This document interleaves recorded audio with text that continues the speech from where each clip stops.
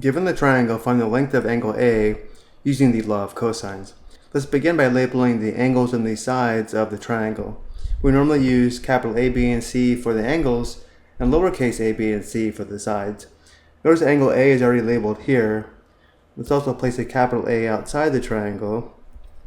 Because this is angle A, the opposite side, this side here, must be side A that has a length of 17 units. It does not matter which angle we label, angle B or angle C. Let's label this angle B, and therefore the opposite side must be side B. Side B has a length of 12 units, which means this is angle C, and therefore the opposite side is side C with a length of 23 units.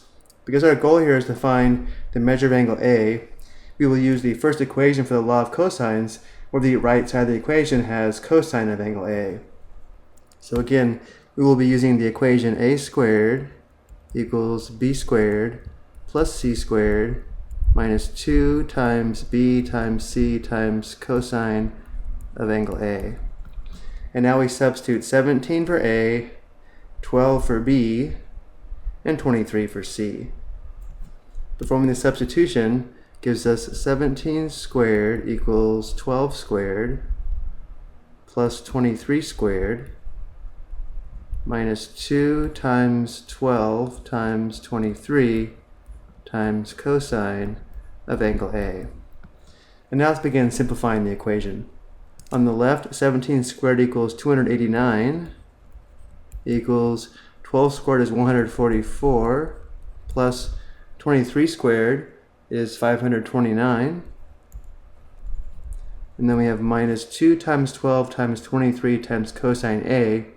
Since 2 times 12 times 23 equals 552, we have minus 552 cosine angle A.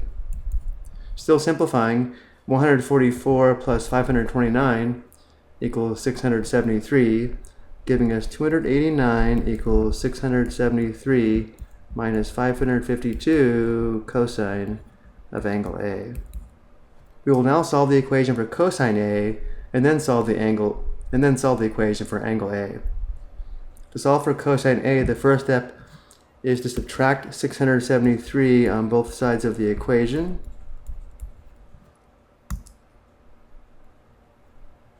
Simplifying, this difference is 0. On the left, 289 minus 673 is equal to negative 384. We have negative 384 is equal to negative 552 times cosine angle A. The next step is to divide both sides by negative 552. Notice this quotient is 1. On the right side of the equation, we now just have cosine of angle A.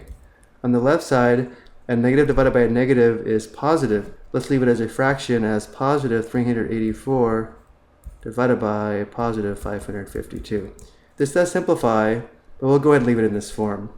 Now looking at the right side, we have cosine A, but our goal is to find the measure of angle A.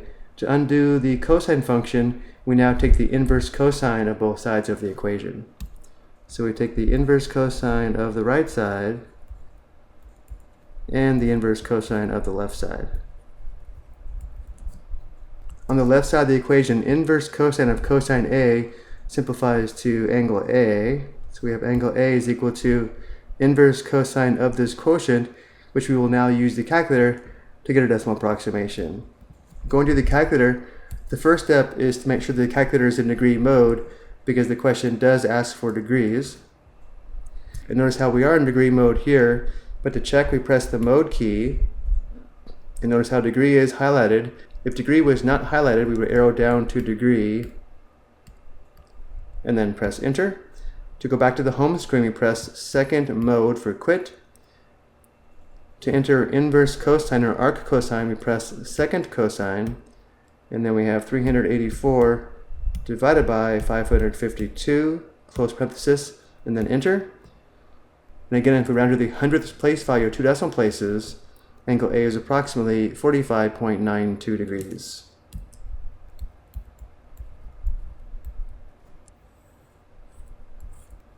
I hope you found this helpful.